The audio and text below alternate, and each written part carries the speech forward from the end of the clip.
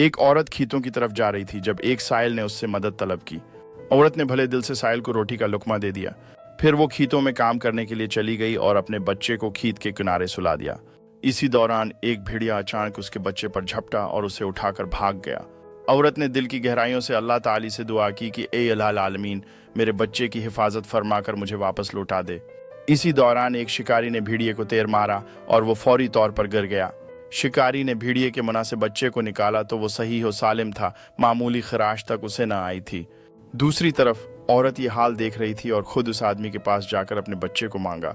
शिकारी ने बच्चा देकर कहा कि ये इस लुकमा के अवज है जो तूने अभी कुछ देर कबल साइल के मुना में डाला था। इस वाक़ये से मालूम हुआ कि नेकी कभी रायगा नहीं जाती। अल्लाह ताली किसी भी नेक अमल का बदला ज़रूर अता फरमाता है, चाहे वो कितना ही छोटा क्यों ना हो। एक लुकमे की नेकी ने औरत के बेटे की ज़िंदगी बचा ली, जो इस बात का सबूत है कि सिदका मुसीबतों को दूर करता है। ये हकायत हमें नेकी और सखावत की अहमियत का दरस देती है और हमें तरगीब देती है कि हम हमेशा भलाई करते